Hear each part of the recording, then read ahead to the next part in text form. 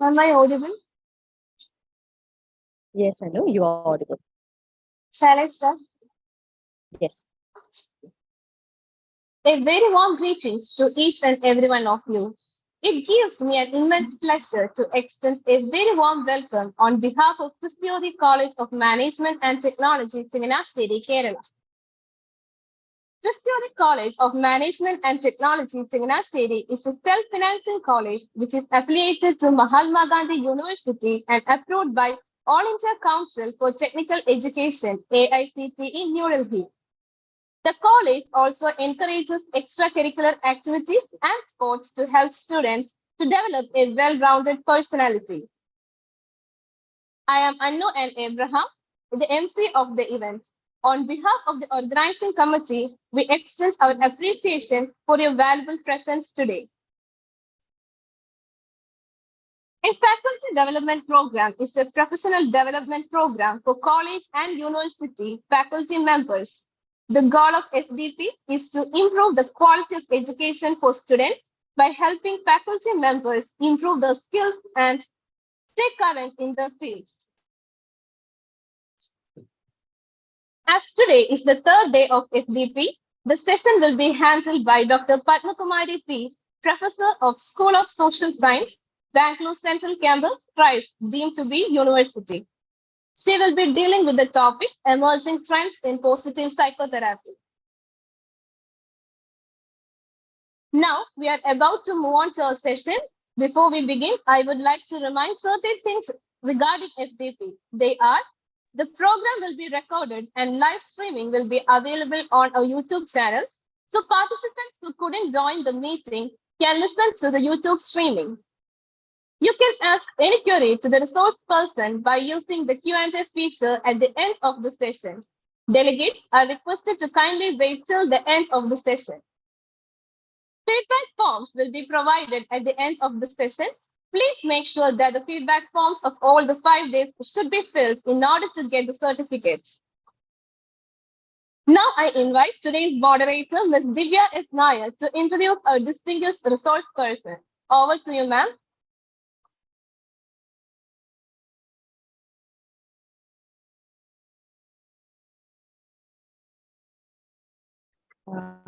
Divya ma'am, your audio is not that clear. It's not working.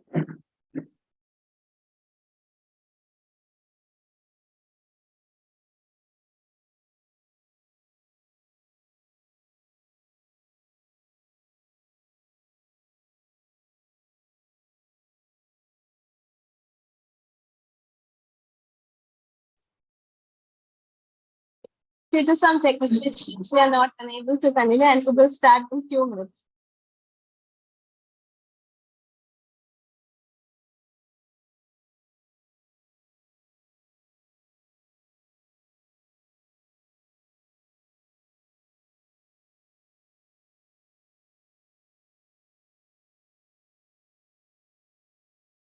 Okay, good afternoon, one and all. Am I audible? Yes, ma'am, you're audible. As we are entering the third day of our faculty development program on evolving paradigms in the field of psychology, I am interested with the duty to introduce the resource person. I feel elated to introduce such an eminent personality who is devoted to the field of psychology. That is none other than Dr. Padmakumari P.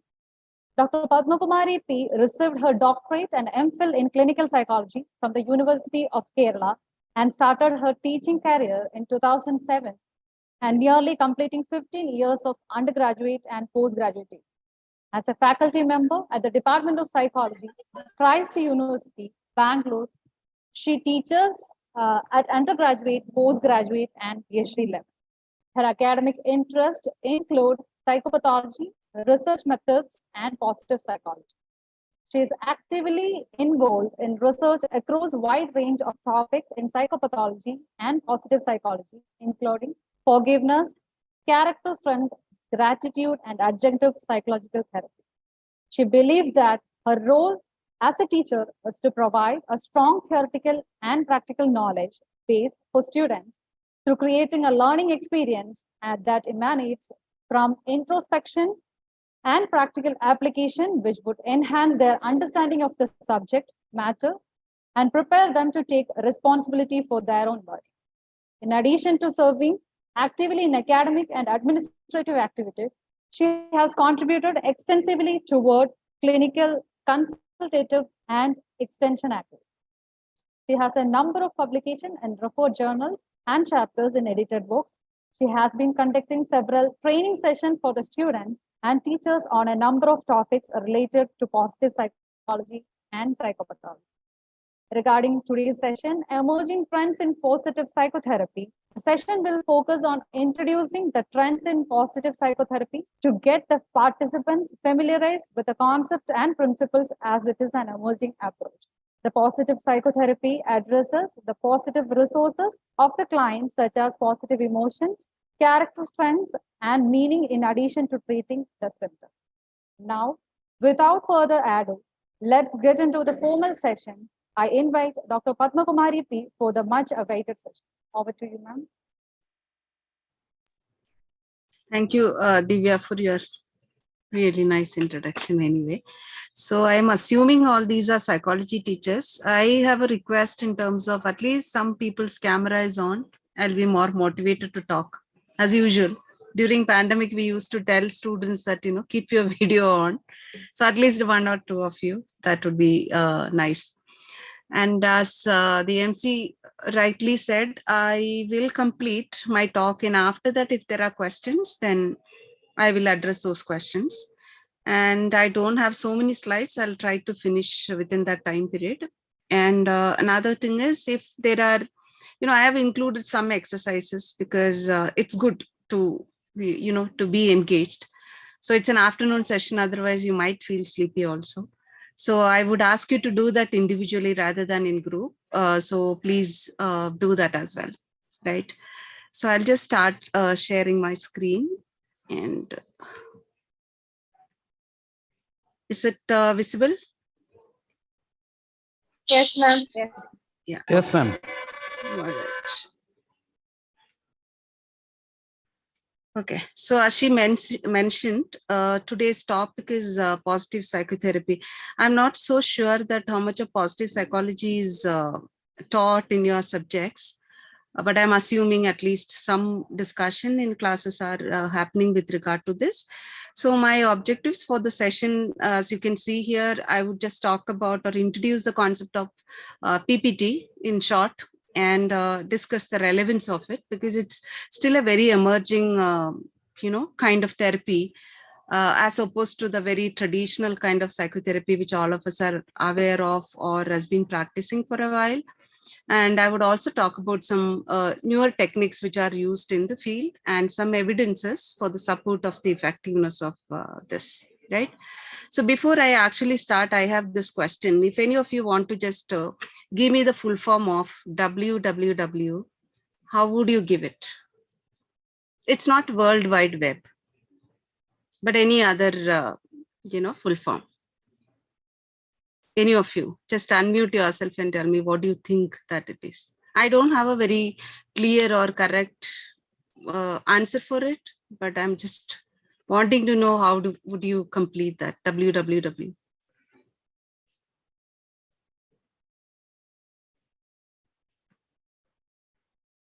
You can put it in the chat box either if you don't want to talk, either of it is fine. Any of you? There is no correct answer for this question, so don't worry. What do you think is fine?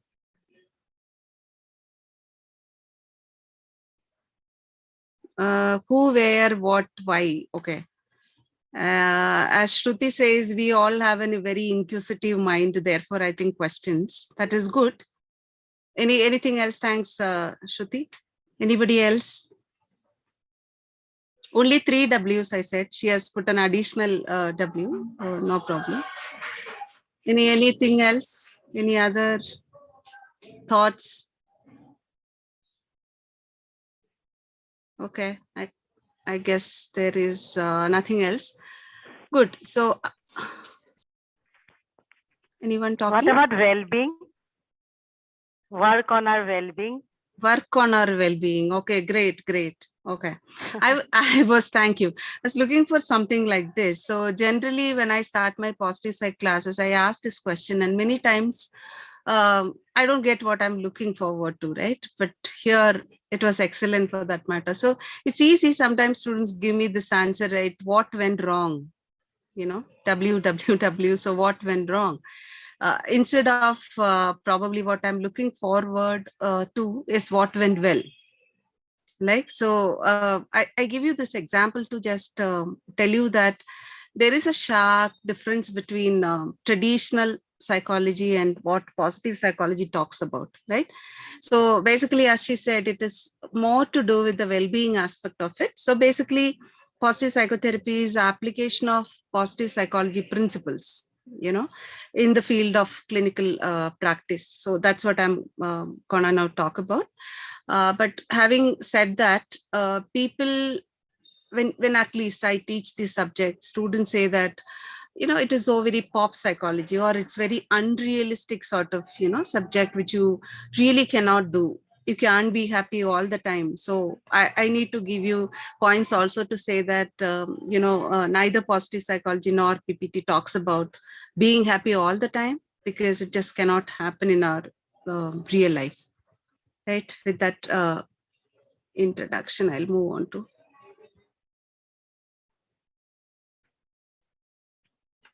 Okay.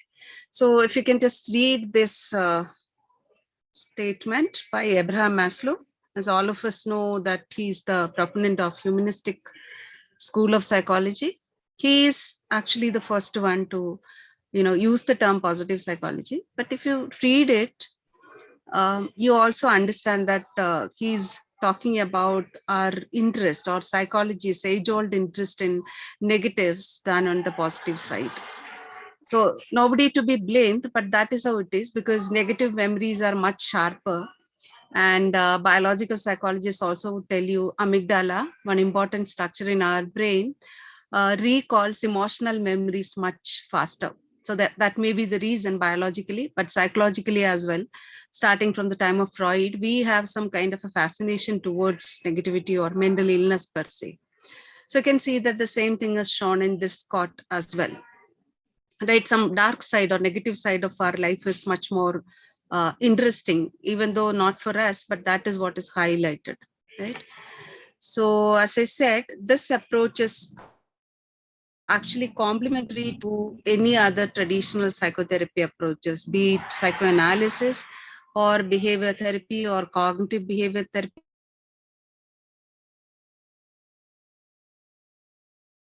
or cognitive behavior therapy, anything, or you could call it as an alternative approach, which is focusing on a client's strength, right? By applying all the principles of positive psychology. So it's, as she said, well-being aspect is given more important.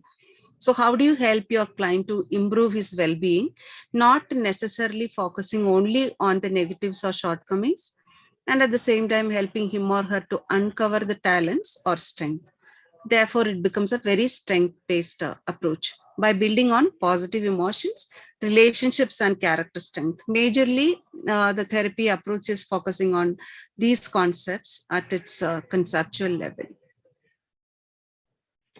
So this is what I've been talking about, level 0, because it's complementing, it's a continuum. If you look at this graph as well, right? When you are not well, as in terms of you go to a psychologist or a therapist and take treatment for whatever. So that's what traditional psychology has been doing so far. And once recovery is attained, you know, it stops there. You're not looking probably beyond it. But in positive psychology, you are thinking about at the same time, are you actually equipping or helping the client to uncover his talents or strengths? Thereby, a similar situation occurs, you would really be able to do that also. So that primary prevention, secondary prevention, tertiary prevention model, more or less same. So positive psychology is looking at that. And this is interesting. If you look at, I have this screenshot of the psychological abstracts, which are published from 2000 to 2022. Okay, very recent ones.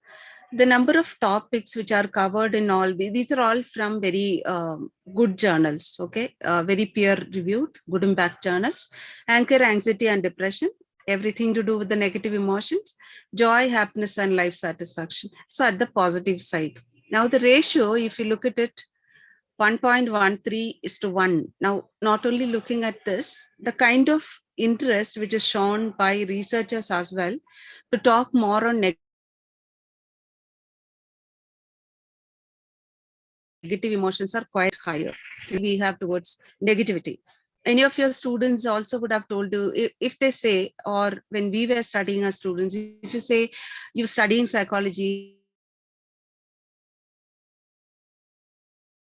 the layman's question, do you know anything about this particular disorder?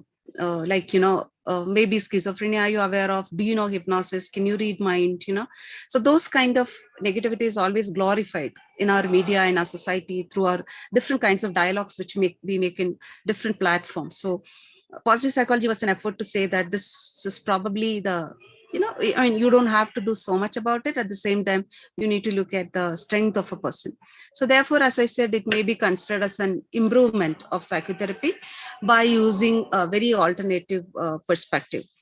Now, you cannot blame, as I said, anybody. Psychotherapy is focused on alleviating or removing symptoms or problems. It's quite understandable, because that is what they come to you, and then you'll have to give them some kind of a remedy. For that purpose, we understand. And as I said earlier, our mind is also having some kind of an inclination or defaulting towards negativity, such that it responds more strongly to negative learning to use one's own strength. So in that way, using skills, talent and abilities to face challenges may be something not so very familiar to us. So by using positive psychotherapy, we can do this, because this is not, as I said, something very new. From the time of Abraham Maslow, this concept has been there. But of course, it is popularized by some of the well-known positive psychologists now. And then it started, in sort of, at least in West, you can see that there are different kinds of studies which are talking about the effectiveness of this kind of therapy.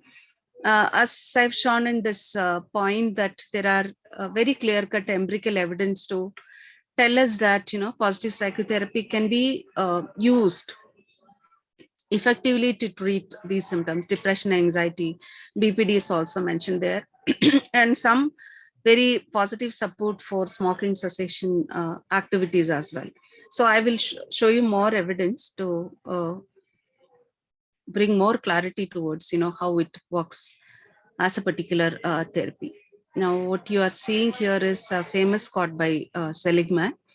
If you read it, you would also understand that he is talking about many positive values or character strength, work ethic, hope, future mindedness, optimism, and all that. And he also saying that he has different kinds of theories, right? So one of these theories, optimism, he has done many interventions, and of course, he has proven that it is useful in terms of preventing depression and something. And more than a promotive focus, it would also help. So as he's saying, if you wish to prevent drug abuse in teenagers, I mean, in a very vulnerable and risky population, you don't have to really go remedial. But if you try or help these adolescents or even adults for that matter to understand and amplify their strength, that itself would suffice, to prevent them from engaging in something which is much more negative and dangerous for that matter. So PPT, positive psychotherapy, is emerging out of the seminal work of two different people. One is, of course, Martin Seligman, and the second person is Peterson. So both of them, their theories or their research actually paved way for the development of PPT. Okay, someone's mic is on. Delegates are requested to mute their audio. Thank you. Yeah, so you see here the theory of well-being, a very prominent theory developed by Seligman, just talking about these different positive aspects: positive emotions, engagement, positive relationships, meaning, and accomplishment. This is basically a well-being theory. And PPT is based on the concept of this because the aspect of positive emotions, meaning, and positive relationships are heavily focused when you are actually applying these principles on your clients.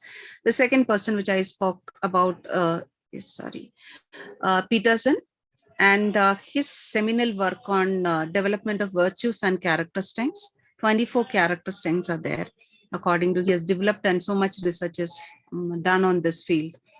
So based on this, as he's saying, the best things in life now is in repairing the worst. Generally, even if you say that I score 5 on a scale of 10, where 10 being high on happiness, there's always a possibility that you can move on to 6 or 7, right? So there's always a strength based approach which is important in terms of helping anyone. Forget about client or people with maladaptiveness, general population as well. So Peterson and Seligman's work contribute towards PPT. There's another person in Germany. He also developed positive psychotherapy, but today's session I am focusing on the principles coming from these two people, basically applying all the positive aspects, because the other theories or approaches are much more interdisciplinary, considering social and cultural and those kinds of elements as well. So now, what is actually the premise of positive psychology? Positive psychotherapy. You can see that it is integrating symptoms with strengths. Now, this point is important, isn't it?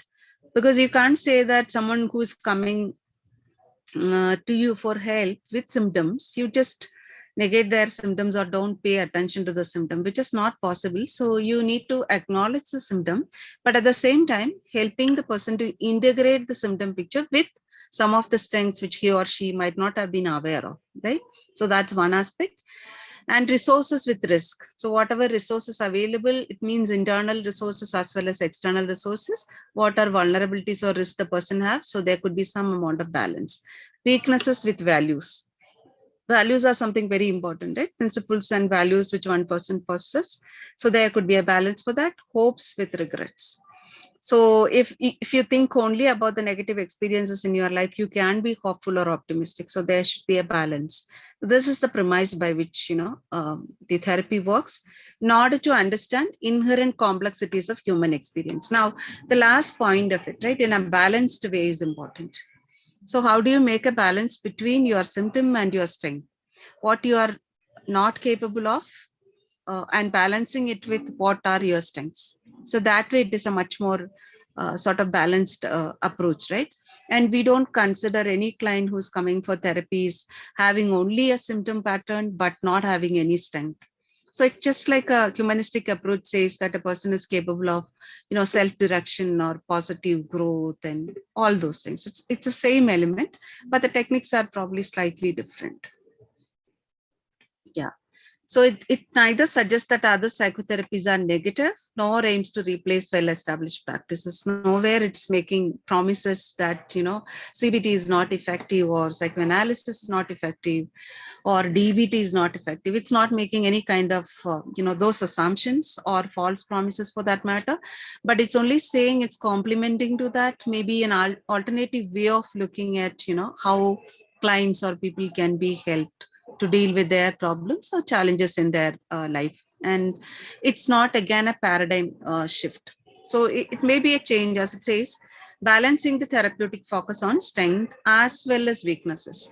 Earlier focus was mostly only on weaknesses. No, so now how do we complement? That is what PPT focuses on. So this also, you will agree with me what I have put here, because every time you meet a client or you go for a therapy, either of the case, what you are looking forward to is whether your symptom has come down, right? If there is a reduction in your symptom. Similar way, you go to a doctor with a headache and you would ask for a tablet, whatever he gave. And then if you feel like if your symptom has gone by, second or third by or whatever, that is what your focus is on. Similar way, traditional psychotherapy also would look at the same time, quality of life or personal recovery are not considered as something, an improvement. How much you learn, more than recovery, probably whether you become resilient, you develop some kind of a growth after your problem or whatever. That is something which we generally overlook on. So that is something very important. So if you say that, you remove the symptom or the person is not symptomatic as of now, does not really mean that he has actually reached his high potential or level of well-being, which he or she is capable of reaching, right? So it's essentially what I'm saying is not having symptom doesn't mean that you are happy or your well-being is high in your life. So that's how it is. So amplification of strength may make one person deal with their life or problems in a much better way.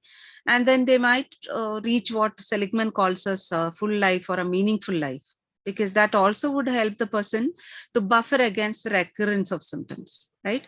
Once the client leaves the therapy room, we don't have a control over what they do. And most of the time, we don't equip them to deal with future challenges, because what we generally do is focus on their symptoms, help them to deal with the current problems. So if you are using positive psychotherapy, then there would be more of help in terms of understanding their own strength and use those strengths to deal with the future problems as well. So there are 3 assumptions which I'm going to talk about now. Psychotherapy results, psychopathology results when clients' inherent capacities for growth, fulfillment, and well-being are thwarted. Now, this is the essential principles of humanistic psychology as well, right? So all of us are inherently capable for growth. We have some amount of self-direction, but we are blocked because of some reason. It could be a biological reason in terms of a family history of illness, or maybe a psychological problem, or a problem coming from society or culture. Right. So if you understand, if this is the assumption, we also make some point here very loud and clear that you can do something to make the person understand that where they are actually getting blocked. Right. There is all possibility that he or she has not uncovered some potentials which are there. So if you help them to do that, they would be able to deal with the challenge. So reflection about negative aspect is important, of course. That's what we do in all the other therapies. But helping the client to assess, acknowledge, and building strength would be very, very important, right? So therefore, we have, I just put one citation here, but number of research available to say that, if you help the person along with treating their problems, help them to uncover their strength, so growth will happen, and that will help them to deal with negative circumstances in their life as well.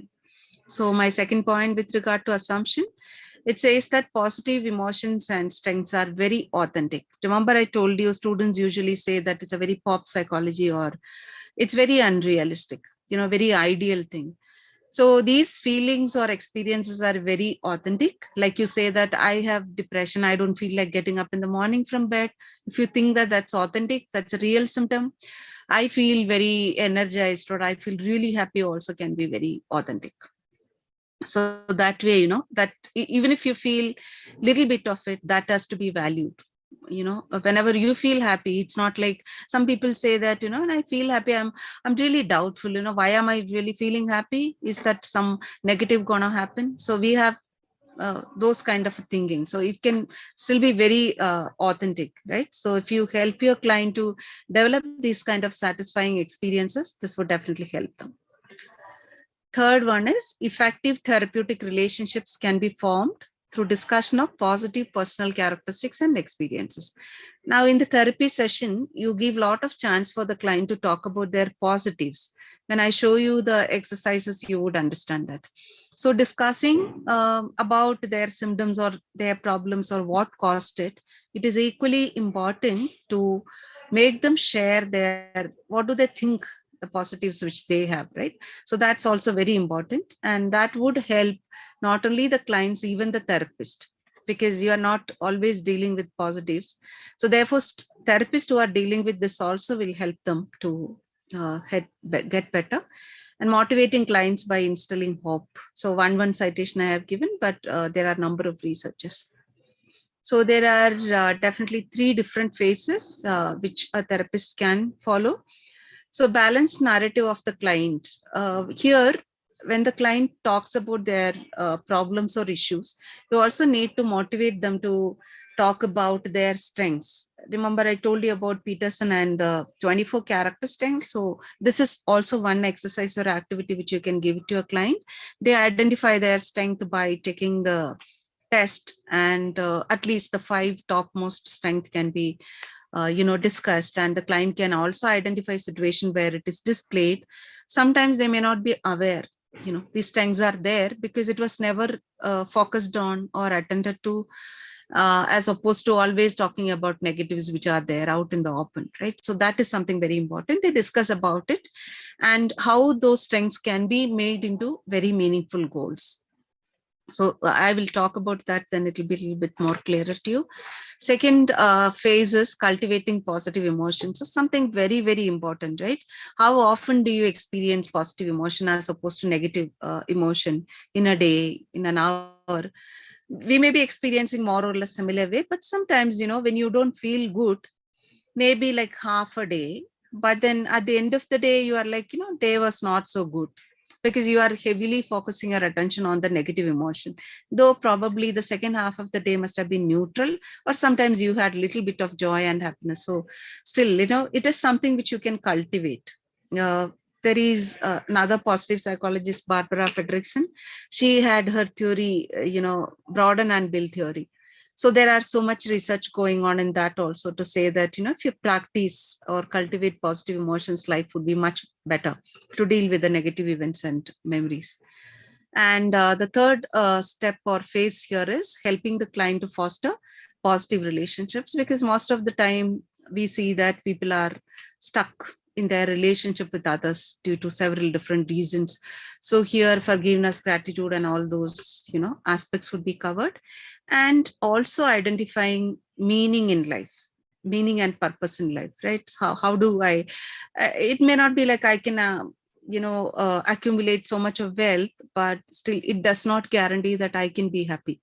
So therefore, importance in terms of what is the meaning that I, derive from engaging in any activity for that matter. So those kind of exercise also would be followed. Yeah, so this essential question, after they have identified their strengths or positive emotions, you can ask definitely about their problems or distress and all that. And there should be a balance, as I said, in the middle phase, they are encouraged to write down, the grudges or bitter memories or resentments.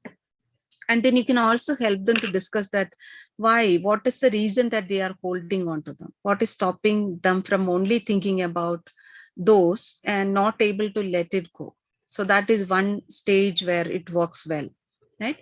And also in positive psychotherapy, you use this method of positive reappraisal. I'm sure you're familiar with this term, because you are doing an appraisal second time about probably the events in your life. So there are points I mentioned here. So psychological space here. So if there is an event which is really negative, it could be anything in one's life, but you can rewrite that particular event from another person's perspective, a third person's perspective, not yours. Like how you use an empty chair technique in Gestalt perspective, very similar to that. So that's one aspect. Second is reconsolidation. So if you are in a good relaxed state, how do you think about, a negative event or a bitter memory, how you can actually reconsolidate it? When you are in a relaxed and positive state, it might be much easier for you to do. It works very similar to like how systematic desensitization in behavior therapy works, right? It says that you can be anxious and relaxed at the same time. So in a similar way, but it is with regard to bitter memories, a person is not able to let go of. And mindfulness as a practice, it's very important. So it's very similar to that, mindfully focusing on some aspect, so you focus on that negative aspect or your negative memory, but without reacting to it, sort of remembering and sort of re-experiencing, reenacting it, but without reacting, and immediately a counter argument should not happen. So that way. And the next one is diversion, that is intentionally engaging in something which is much more enjoyable for you. It will be, as it says, a playful task. Whatever the client prefers, that can be done. So this is more or less the way things are done. And I will move on to different kind of techniques. I don't think I can give all techniques for you to do right now, but of course, one or two we can just do it, and then rest of it I just speak about. So one important aspect is, as I told you earlier, character strength identification. So this, the checklists are available online. Definitely, you only have to register and take it. So you give this to the clients, identify their strengths, and then bring that report back to the therapist, and there should be a discussion of it. As I said, you would understand that these are the top strength of your client, and as the next step, you would ask the client to remember or recall, jot down and all the situations where you have actually displayed this strength. For an example, if I tell you that honesty is one of my strengths, or confidence is one of my strengths, or gratitude, whatever.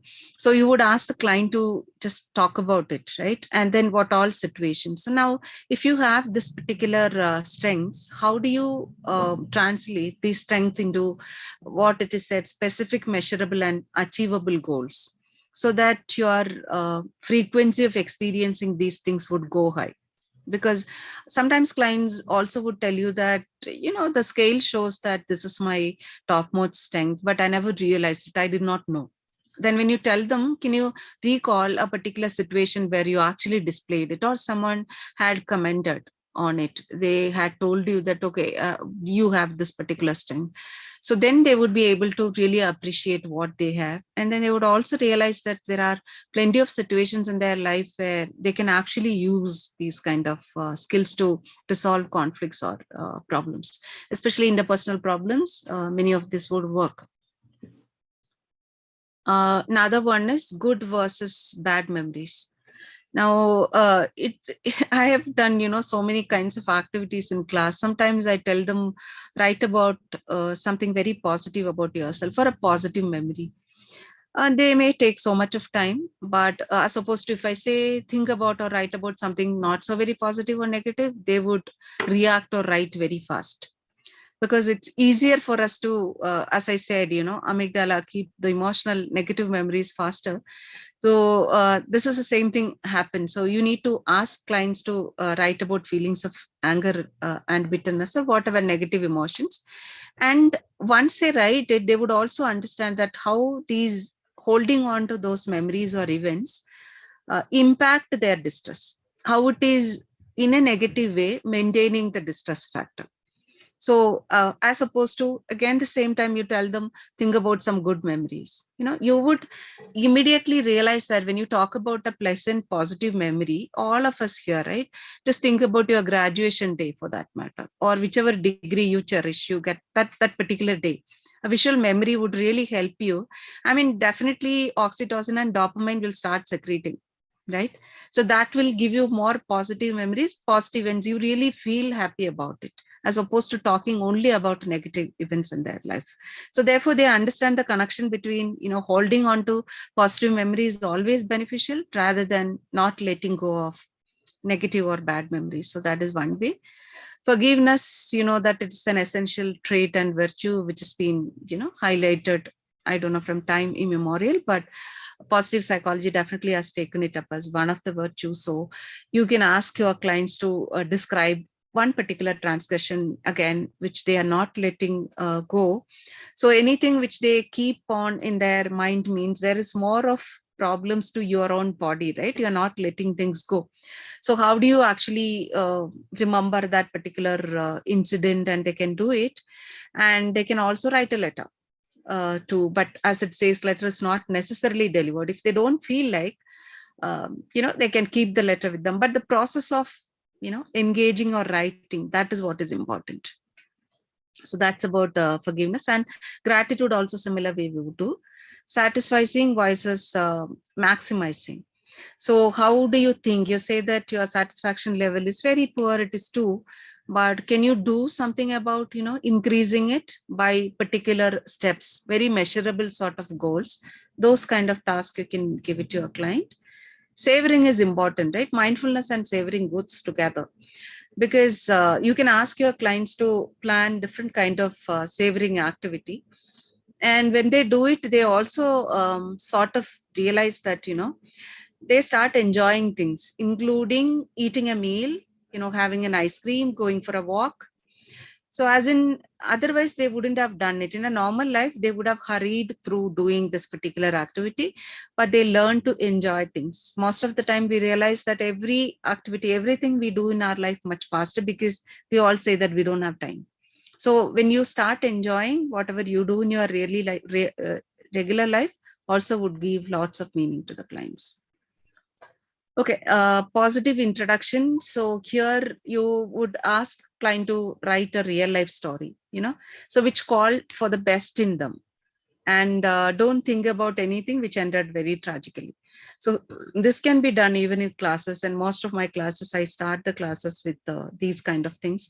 Those students take some time, they would ultimately do it, and at the end of it, you need to ask them, how they feel about it after they have written this. So positive introduction of oneself. It's not like you become narcissistic and you talk everything positive about you, but this may be the beginning.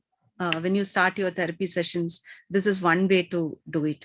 But sometimes, as it says, lack of positive resources, because you really do not know what you are good at, what you are capable of, what positives are there in you. So if you start doing it, you would also become more aware of the inherent strengths in you. So this is the second aspect. This one, I just want you to also do it along with me, but I will just show you an example here. This is basically a communication development strategy for a better communication. If you look at it, this is a scenario where the wife has got a promotion, and she's coming and telling husband about it. And there are different ways in which a person can respond. One is obviously constructive and the other is destructive, but those are also divided into active and passive. So if you read it, you will understand. The next thing is, I'm going to give a very short video, and then you would identify what is the kind of strategy which is used here and tell me. So this is very important, because many times in our day-to-day conversations, right, without probably realizing or recognizing, we use one of the strategies. Of course, what I'm saying is active constructive strategy is the best. That has to be done. It's not possible that all the time you do it, but how often? At least the percentage should be higher for that compared to the other ones. If you look at it in active constructive, the person is communicating the positive emotion that he or she is feeling really, really happy about, the promotion, like responding very enthusiastically. So you convey that. It's not like I'm so busy working and then I'm just listening and saying, that won't help, right? So in active constructive way, you would actually communicate very effectively that I'm really happy for you and I'm congratulating you that way. In the passive mode, you say that that's nice that you are being considered for the promotion. That's it, the person says, communicating some happiness, but there is no enthusiasm, right?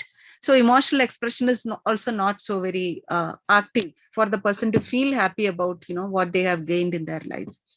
And in the destructive mode, if you see that the person is responding, but that response is really, really negative here, because he's saying you are going to have to be at work all week and Saturday mornings too. You know that every promotion or anything for that matter comes with responsibility. So there would be things coming along with it, but you don't have to, talk about negatives. But this person says that, pointing out the downside of it, displaying negative nonverbal cues, not very positively. And in the destructive passive mode, you see that the person is not at all interested in it. He or she is lacking complete interest and just saying, diverting the topic and saying, let's go for sort of dinner. So why this is important for us is many times we don't realize, but we get hooked onto certain pattern. May not be because we are not interested in or we are not congratulating them, but that's the way probably we, as I said, we accumulate certain kind of patterns and habits in our life. So that is one way to identify it. So what I'm going to show is a video. Please respond. What do you think is a strategy? If you have noted it down, both constructive and destructive with either active or passive. So which type of response is used? Just listen for it. Okay, audio. I will just play. Okay. This is when I give it as an activity, I usually tell them to discuss with the partner, but you can only just think about it, right? Which type of response was demonstrated in the video clip? How can you tell? Only the audio, I am just thinking whether it will be played, but I will try.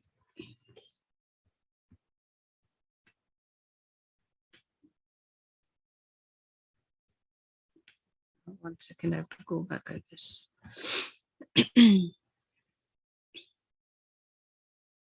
Is it visible? It's taken me to. Yes, ma'am. Okay. It's loading, I guess it is.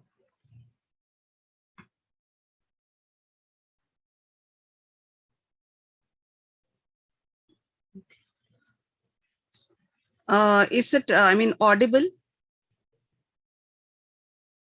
I mean, if the video is it? No, ma'am. It's not audible. It's not audible. Okay.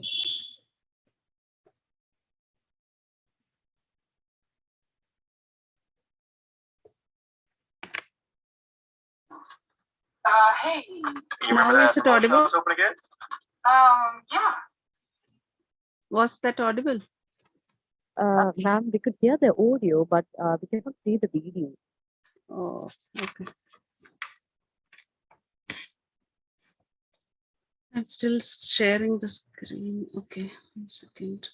I think I have to stop sharing this.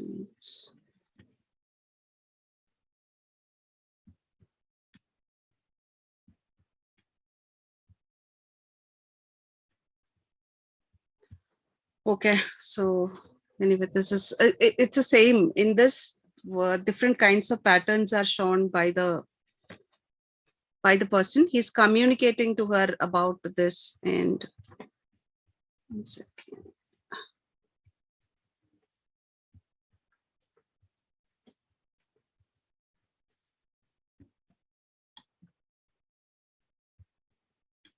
Slide is not moving, right?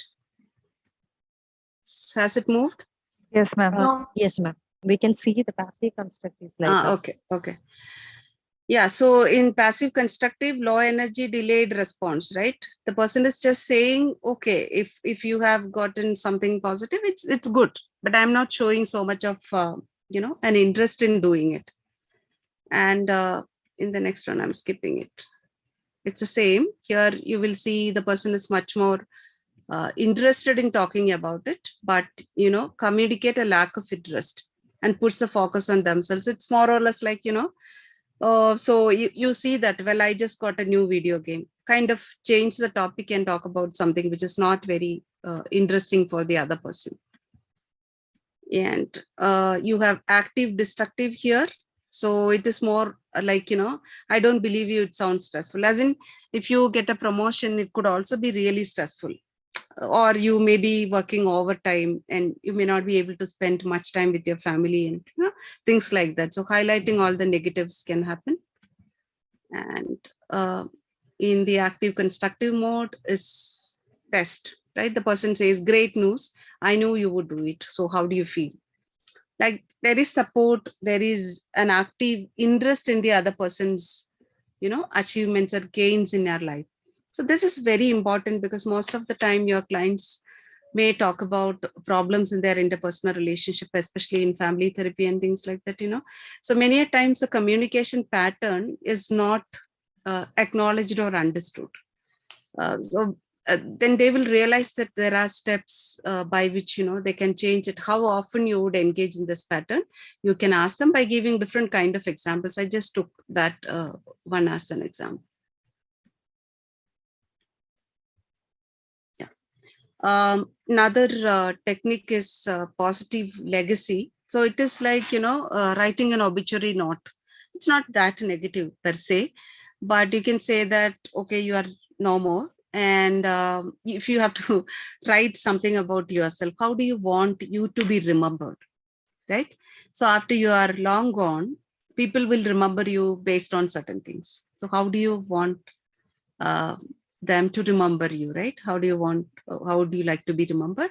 So that way it is very important that, people said. And next is gift of time. So here they also make kind of plans, right? And how do they make those plans? Using their strength. Like if a person is in their 30s or 40s, you can ask them, you have, assuming that you will live till 70 years, what all the kinds of tasks you would want to do based on the identified signature strengths. That's one kind. And gratitude, this is very important because we as a culture have some kind of a reluctance towards saying thank you, or appreciating others, because we think it's too formal to do that. We are not taught to thank our parents, for funding our education, or making breakfast for us, cooking lunch for us. We don't. So we have some sort of a reluctance towards that, because we will say thank you or appreciate or show gratitude to someone who is outside of our family, and we probably would do that much often because we think it's the responsibility of the person to do that. So therefore this is very important that you could ask the person to write some sort of a letter to someone. Probably they would have never said it, and they can write it. Whether they deliver it or not is a different thing, but again the process is something very important. So you could also ask your clients every night before going to bed, they write about three good things, as in three good things which happened over the course of the day. As in, it could be big, it could be small, like somebody gave me a present, or I reached college on time, which is something very good. I'm really happy about myself. So something, three good things. So if you make it as a practice, which is also called journaling or gratitude diary and things like that, that's another exercise which you could ask your clients to do. And this is very interesting. One door closes, another door opens, right? So when clients talk about difficult things in their life, in so many opportunities, but nothing worked out, and my life seems really, really doomed, and things like that. So you can plenty of times they would talk about missed opportunities and things in their life. So you can ask them to think about or talk about one door which is closed. So an important door that closed on me was this, but many a times, we don't remember some other doors quickly opened as a result of that. So you need to also ask them to, write about the door which is opened as a result of one closing. So you feel like, something else, there is another opportunity which I could make use of, though the other one didn't work. So this is one way that you could ask people to do. And so these are the most of it sort of I have covered, but there are some things which are very, very specific also you could do. If you really want to practice this therapy, then you need to go about, reading more on that. So therapeutic relationship, like any other therapy, is very important here as well, because there should be a balance, right? Negatives and positives. So I have given here two examples. So someone who talks about a perceived injustice, as it is saying, right? So they are talking about only that. So that is given more weightage. So then also you can ask that person, do you remember any other kind of positivity which happened from that side? As it says, recent kind of kindness. So if there is, like, it is sandwiching, okay, two negative events, they can recall two positive acts of compassion or kindness which is shown to them.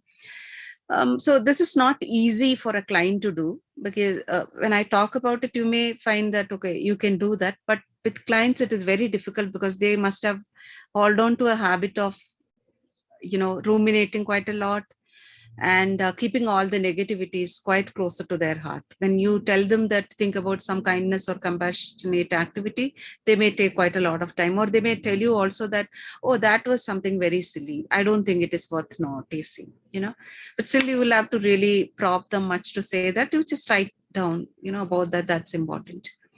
Another example is pain is a pain associated with the trauma, anything negative. So potential for growth from trauma. So you have gone through that trauma or negativity, but at the same time, you have learned something out of it. This is something very important. If you say that, our students generally talk about breakup and things like that, right? So they hold on to that negative memories and say that, these all happened, but this person must have spent quite a lot of, good times with the other person. So if you start that you also have gained and learned something from it, that also has to be given importance to and balanced. So you just cannot dismiss the negatives or positives, so that it should be balanced equally, is what is being said. So in this slide, what you are seeing is the empirical evidence for the effectiveness of positive psychotherapy. There are some I have given here. In many happiness intervention, basically the 3 exercises, right? Using signature strength, 3 good things. I just said gratitude visit. So these all done, very, I think, in group settings in different parts of the world. And some Asian studies are also there, not only in US, that help people to reduce their depressive symptoms, not acting on any other kind of psychotherapy, only these kind of techniques. And the model which I earlier spoke about, PERMA, so that also following up with the PERMA model and engaging in activities also reduced level of depression and increased level of satisfaction. There are a number of citations. I just put some here.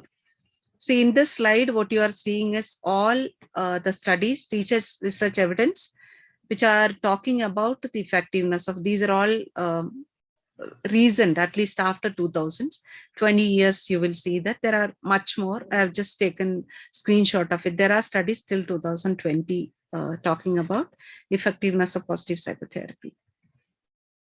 So I am done. I think, what is it? At 4:25, just 5 minutes now.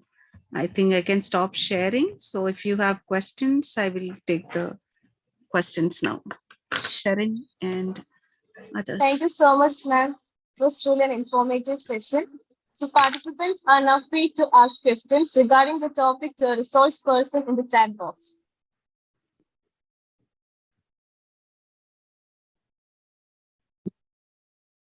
You can unmute yourself and talk also.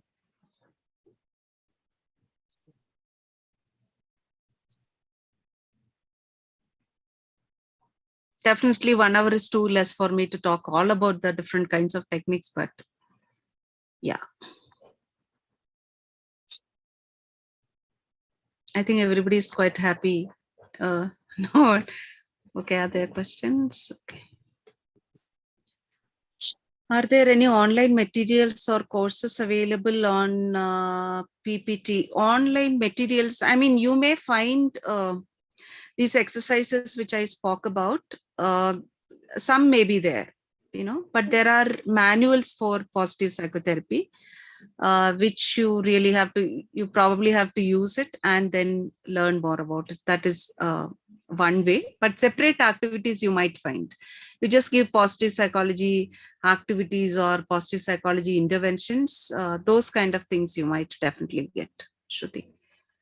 So, ma'am, there is another question. How we can handle patients with depression who doesn't share any positive concepts or stories? Yeah. So, Tarun, this is interesting because most of the studies done by Seligman is on depressed patients. So they have shown that without using any other kind of psychotherapy, slowly by slowly, it's not like you'll have to start telling them, then don't talk about any depressive stories. You'll have to do that. But along with that, give them 1 by 1 activities.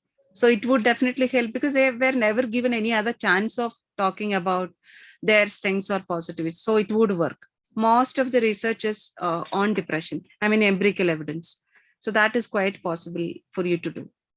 See, I am trained in clinical psychology, basically. Okay. But, if I am talking about positive psychology at the other end of the continuum, you can truly believe that it's quite possible to do. So there is empirical evidence for that. Potential of positive psychotherapy to a client's well-being.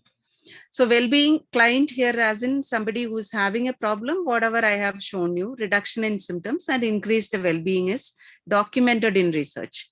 So if not for clients, to our regular people who are not diagnosed with any problem, let's say for our students in classrooms, if you're taking a paper or if you're taking any other paper also, we can give them these kind of activities, ask them to keep diaries, or write gratitude notes, call somebody over phone and then talk to them and tell them that how much they value, their presence in their life. So these kind of factors can definitely do, but remember, it's just like you do a meditation or yoga or you go and hit the gym. So January, New Year, you decide that I will do it. First 1 month you do it, and then you complain that my weight is the same. It is not reduced, right? So, I mean, you need to be continuously doing it. So if you are capable of thinking about negative events in your life, you should be capable of doing positivity also in your life. So this has to be continuous, then definitely there will be a result. Well-being would go high. Meenakshi. What conditions are commonly treated for positive psychotherapy? Yeah. So whatever I have shown you earlier, depression, anxiety, and substance abuse related problems, and general health related complications, all those we have evidence. But there are some caveats, obviously, because somebody who is dealing with grief or things like that probably may not be amenable to something like that. You just cannot use only this therapy. Then you may have to use this as an adjunctive, like an alternative way of doing this. So that is quite possible. But we have evidence for many of the conditions as well. What are the potential benefit of, okay, that I answered. Can we design tools on our own in customized way for clients? Nisha, now customized way is possible. But what I suggest is use something which is empirically validated. Just like when we do research, we don't let our students take any scale and do it, right? So most of it is validated. So they are sort of standardized one, which has shown effectiveness. So it's good that you use those kind of techniques. For example, as I said, that character strength is easily available. You only have to register. So you can take the test and then see that what you are good at, and then make use of that to develop it. So those kinds of things are quite possible, but customizing as per your needs, probably okay. But with research, I'm not quite sure how much that would be validated. One more question. What are the various improvements made in positive psychotherapy? So those were my last 3 slides, because those are the trends in 2000s. You can say, so in India also, if you look for, you check anywhere for sort of research, at least you won't find so many on happiness and gratitude, forgiveness and all that, because my core research area is gratitude and forgiveness, and I always struggle to get something. At least Asian you may have. So what I'm saying is improvements, what I have shown in terms of the relevance and the evidence, which are showing that we could still use it as a therapy for the well-being and improvement of it. So those have been done recently, let's say from 2000 to 2020 or 10 to 20, you might see that there is some bit of improvement in terms of using that therapy to ensure well-being of people. Psychological problem, she isn't ready for counseling. What can I do, ma'am? Okay. So now this is something's direct message. I will respond probably to that person alone, because without knowing so much about it, I might not be able to give a very clear cut, advice on that. Is there any other question, Divya? No, ma'am. Thank you. Apologies, I missed because I lost the connection. I'm sorry for that. Maybe Excuse me, sir. Your voice is breaking. The person who is still sharing a lot on the okay, I was under depression, and if we feel that he's not sharing anything on the positive side or doesn't have any input, so how we can bring on the or we can use the component of positive psychology or positive psychotherapy there? Yeah, that was my question. I answered to that question, but I think you didn't hear. What I said was maximum number of evidence we have on the effectiveness of psychotherapy come from depressive clients, especially Seligman's clients. So it is quite possible, but the point is that they won't be able to do it in the initial sessions. But starting with a positive introduction, you move ahead with the different kinds of techniques. They would at least understand that there are different kind of avenues whereby, I also understand my strengths and possibilities. It's quite possible. So we are thinking with a limited perspective that, they might not talk about positives, but they will. It is depending on, number of sessions you give. And then one by one different techniques they would be able to, because holding on to negatives will come down and appreciating positives will increase, as the sessions go by. So we have evidence for that. Any other question? And those who gave me direct message I can talk to you later probably. Yes, someone was asking something. I interrupted. Sorry.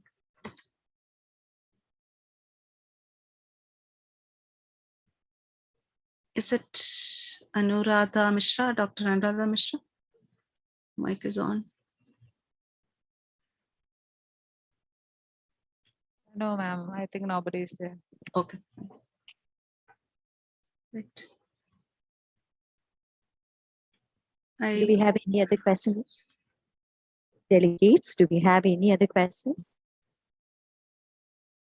I guess we can proceed. Thank you, ma'am. Okay, Feedback one from second. One second. Yeah, What we will have be one the- more. Yeah. What will be the indicators of healing in FDP? Okay.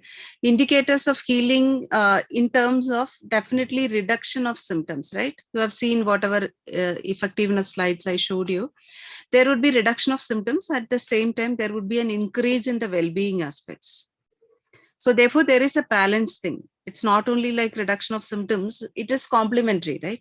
When you don't feel so depressed, which means that you also start appreciating positive things in your life.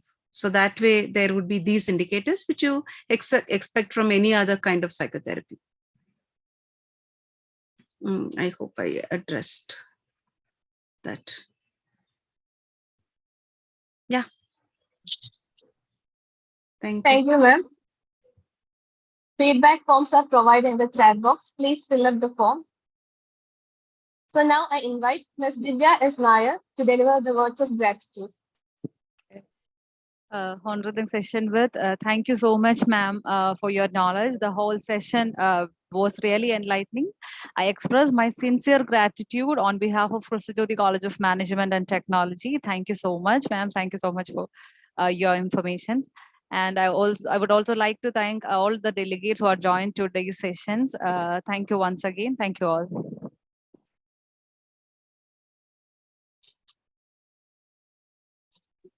Thank you very much for your very active participation in terms of you asked questions. So I hope this would help in any way in your own practice or in your teaching. Thank you, and very heartfelt gratitude also to give me an opportunity to talk to the crowd here. Thank you so much.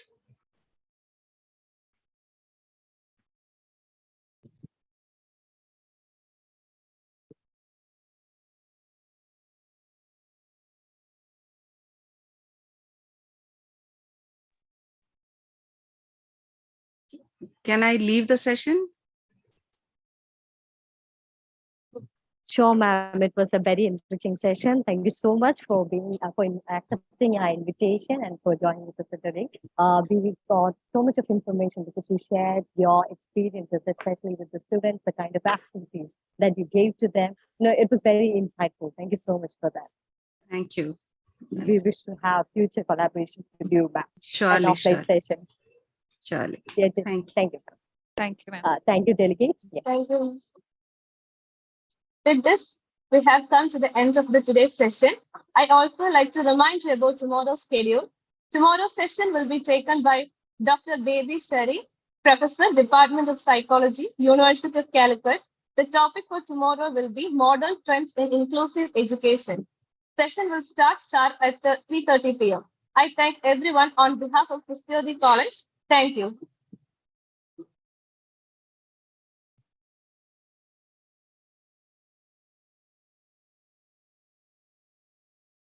Delegates, please make sure that you have filled the feedback form.